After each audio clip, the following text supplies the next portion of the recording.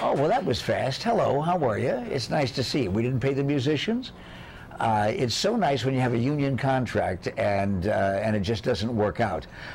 But wait a minute, hold it just a second. That was almost a negative thought, and I mustn't do that. Mike Robbins tells me that. Mike, focusing on the good stuff, and while I'm doing that, while I'm focusing on the good stuff, as you recommend in your speeches, and you go around the country and perhaps internationally talking about this to major corporations, am I not in danger of the bad stuff coming up behind me and nipping at my heels?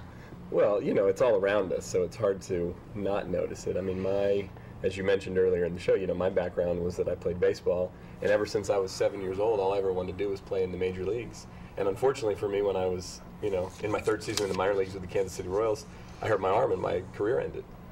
And as I look back on the whole experience, the only regret that I had from that was that I didn't fully appreciate it. When the doctor looked at you that day, that last doctor, yes, and he said, I don't think you're ever going to pitch again. Yeah.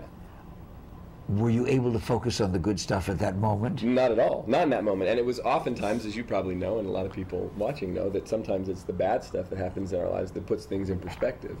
And, you know, for me, it was a very difficult time for those couple of years after my career ended, trying to figure out what I was going to do with the rest of my life. But what I realized looking back on my sports career, as well as looking around in the culture at large, it seemed to me that so many of us, myself included, are running around trying to get somewhere instead of appreciating how good things already are. So that's really what Focus on the Good Stuff's all about and what all my work's about. Did you do that by yourself? Did you do it with counseling? Did you do it with family members?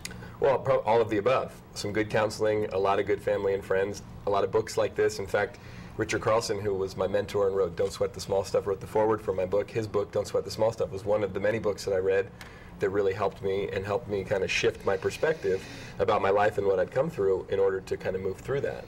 Yeah, we now, here and at the radio station that is the other part of my life, we used to get an occasional email or letter, a publicist's note, saying, listen, I've got a good idea. Why don't you have somebody on that's a life coach? This is a new kind of a concept. Right. Now, we have to have a separate desk for the life coach people. They're everywhere. Well, they're everywhere, and to tell you the truth, most of the time they just tell you obvious stuff. Right. And you think, well, yeah, but we already know that, don't we? Yes. This is stuff that's relatively simple. It's certainly easy to digest. Yes. It's a very readable book. Thank you. But why is it so difficult for folks to focus on the good stuff when you know that focusing on the bad stuff isn't good for you? Well, it's a great question. I think that there's so much around us. You know, we turn on the television, we listen to the radio, we pick up the newspaper. There's not a lot of good news a lot of times coming out. I'll give you an example. I was in Houston back in April, and it was the day of the Virginia Tech shooting. Horrible day, right? So I get in a cab after I get done. I was speaking for Chevron that day, and I was pretty upset, as a lot of people were, and I start talking to the cab driver, and it turns out he tells me that he's originally from Ethiopia, but he was raising his sons in Houston and had been in Houston for about 20 years. And I say to him, in light of what had happened in Virginia, I said, what's your perspective on this culture, given that you didn't grow up here? And he said something really interesting, because he asked me, he said, can I be honest with you?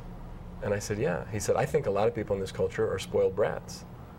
I said, really? He said, Mike, I'm from Ethiopia. Every day here's a good day.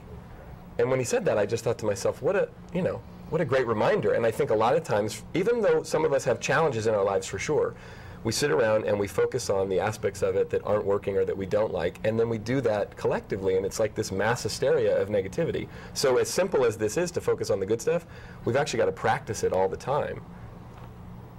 And as much of a loss as that was, and any kind of massacre, any kind of loss of life at all, is always a horror. But if you look at the number of people gone on the Virginia Tech campus, in the Sudan Times, that would be on the back page. Right. And it's all relative. And one of the things in this, you know, in any situation of tragedy, whether we're talking about Virginia Tech, we're talking about 9/11, very serious thing that happens, one of the good things that comes out of it, like a lot of tragedies, is it has all of us, I think, at least for a moment, wake up and go, what are we doing? Unless you wake up to talk show radio, unless you wake up, unless you wake up to the editorialists, the letters to the editors, or wherever that tsunami of negativity is hitting us. How do you deal with that, Mike, when you're surrounded by all those other people who maybe didn't read your book or who don't care about this kind of philosophy, who are saying things are crappy? Right. Well, there's a couple things as I talk about and focus on the good stuff. It's really about daily practices. You know, and I say to people all the time, you got to pay attention to what you're putting into your mind. What are you reading? What are you watching? What are you listening to? Because we don't have to. We can turn the channel. And it's not about being in avoidance, but it's what are we paying attention to? One of my favorite quotes, as this relates to other people, is that in every human being there's both garbage and gold, and it's up to us to choose what we pay attention to. See, this book is not about Pollyanna, pie in the sky, everything's fine. Yeah, because I can't wake up and watch Leave It to Beaver all day long and get along. But it's looking at what's happening and then choosing how are you going to relate to it, what are you going to do about it, how are you going to speak about it. And if you think about it, and I speak in a lot of corporations, I talk at schools, I talk in all different places, and a lot of the conversations aren't about what we're grateful for. They're not about the good stuff. There's a lot of complaining and gossiping and things that go on. So it really, it's kind of, the path of least resistance is to be negative about ourselves, about other people, about the world. But it takes kind of a bold action to walk around. Like if you call my office, what it'll say on the voicemail is, "Hi, this is Mike. Sorry I missed you. Leave a message. And in your message, let me know something you're grateful for." I get some of the best voicemails ever, just from that simple question. There's a segment in here on gossip.